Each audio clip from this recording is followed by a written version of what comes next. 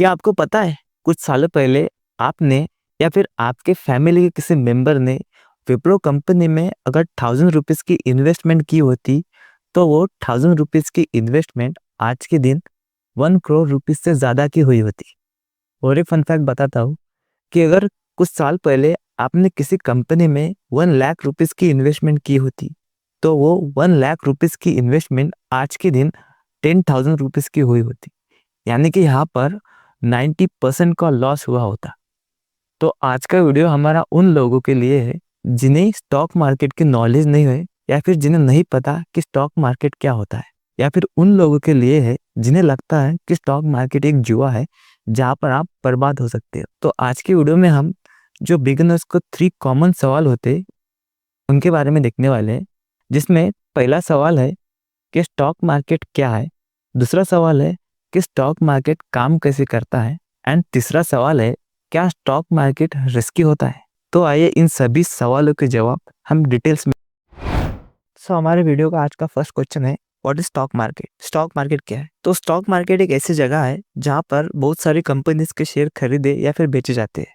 Market का मतलब होता है बाजार। जिस तरह बाजार में बहुत सारी सब्जियां खरीदे या फिर बेची जाती है, उसी तरह स्टॉक मार्केट में भी बहुत सारी कंपनीज होती है जिनके शेयर्स खरीदे या फिर बेचे जाते हैं। किसी भी कंपनी को स्टॉक मार्केट में लिस्ट करना हो तो वो कंपनी अपना आईपीओ, स्टॉक मार्केट कहो या फिर शेयर मार्केट कहो, दोनों का एक ही मतलब होता है।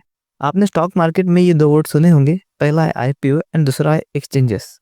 तो पहले आईपीओ के बारे में देख लेते हैं, बाद में हम एक्सचेंज के बारे में देखेंगे। तो आईपीओ का मतलब होता है इनिशियल पब्लिक ऑफरिंग।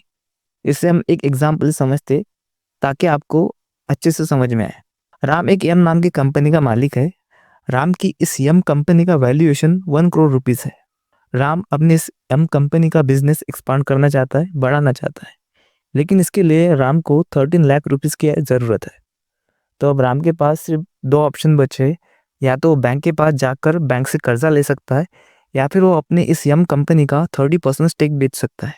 तो राम डिसाइड करता है कि वो अपने इस यम कंपनी का 30% का स्टेक बेच देगा। इसके लिए राम अपने इस यम कंपनी का आईपीओ लाता है जिसका वैल्यूएशन अराउंड 13 लाख रुपीज़ होता है। और राम डिसाइड करता है कि उसकी इस यम कंपनी का शेयर का प्राइस 13 रुपीज़ हो, यानी कि इस यम कंपनी के total number of shares 1 lakh हो जाएंगे। मान लो इस यम कंपनी को नेक्स्ट ईयर 1 लाख रुपीज़ का प्रॉफिट होता है, तो इसमें से 70% प्रॉफिट राम को मिलेगा, क्योंकि राम के पास 70% की ओनरशिप है इस कंपनी की, एंड जो बचा है वो शेयर होल्डर्स को मिलेगा। राम इस अपने यम कंपनी का फाउंडर होने के साथ साथ प्रमोटर भी है, क्योंकि राम के पास 70% की ओनरशिप है। इससे राम अपनी इस यम कंपनी के कुछ बड़े डिसीजंस भी ले सकता है। राम अपनी इस यम कंपनी को 2 एक्सचेंजेस में से किसी एक पर लिस्ट करा सकता है, जिसमें पहला है एनएससी यानी कि नेशनल स्टॉक एक्सचेंज, और दूसरा है बीएससी यानी बॉम्बे स्टॉक एक्सचेंज।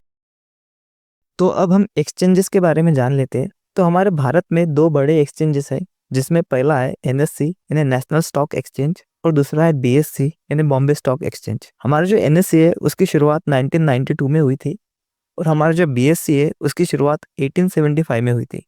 एनएससी पे 2000 से ज़्यादा कंपनीज लिस्टेड है, वही बीएससी पर 5000 से ज़्यादा कंपनीज लिस्टेड है। एनएससी को भारत का सबसे बड़ा एक्सचेंज माना जाता है, वही बीएससी को एशिया का सबसे पुराना एक्सचेंज माना जाता है। हमारा जो एनएससी है उसकी जो टॉप 15 कंपनीज है उसे निफ्टी 50 कहते हैं, और निफ्टी 50 एक इंडेक्स भी है। वही हमारा जो बीएससी है उसके जो टॉप 30 कंपनीज है उसे सेंसेक्स कहते हैं। एनएससी और बीएससी की मदद से हम शेयर खरीद या फिर बेच सकते हैं, लेकिन अगर आपको शेयर खरीदना हो या फिर बेचना हो तो आप डायरेक्ट एनएससी या फिर बीएससी से बाइंग या सेलिंग नहीं कर सकते। इसके लिए आपको एक ब्रोकर की ज़रूरत होती है, और ऐसे बहुत से ब्रोकर अवेलेबल है जैसे कि एंजल वन, अपस्टॉक्स, जीरोधा। इनमें से किसी पर भी आप अपना डीमैट अकाउंट बनाकर इन्वेस्टमेंट या फिर ट्रेडिंग कर सकते हो।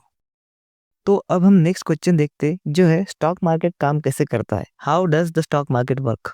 तो इसका एक बहुत सिंपल आंसर है, डिमांड एंड सप्लाई के बिहाफ पर। जब किसी कंपनी में खरीदने वाले लोग यानी इन्वेस्टर ज़्यादा होते हैं, वही बेचने वाले लोग यानी सेलर कम होते हैं, उस वक्त उस शेयर का प्राइस बहुत तेज़ी से अपसाइड यानी बढ़ने लगता है।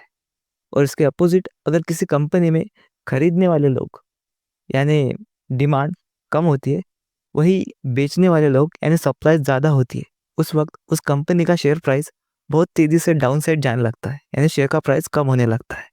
तो ये पूरा डिमांड एंड सप्लाई का खेल होता है। वहीं अगर स्टॉक मार्केट में देखें, तो हमारा निफ्टी जब ऊपर जाता है तब हम कहते हैं कि स्टॉक मार्केट ऊपर जा रहा है। वही जब हमारा निफ्टी इंडेक्स डाउन साइड जाता है तब हम कहते हैं कि मार्केट गिर रहा है। हमारे निफ्टी की जो 50 मेजर कंपनीज़ हैं, वो स्टॉक मार्केट को नीचे या फिर ऊपर ले जा सकती हैं। As simple as that. तो आज की वीडियो का हमारा लास्ट क्वेश्चन देख लेते हैं, जो है क्या स्टॉक मार्केट रिस्की होता है? तो इसका सिंपल आंसर है हाँ, स्टॉक मार्केट रिस्की होता है। ऐसा कोई काम नहीं जिसमें रिस्क ना हो। गाड़ी चलाने से लेकर कुकिंग करने तक हर एक काम में रिस्क होता है। लेकिन स्टॉक मार्केट में रिस्क की परिभाषा अलग है। स्टॉक मार्केट में आपका पैसा दांव पर लगा होता है।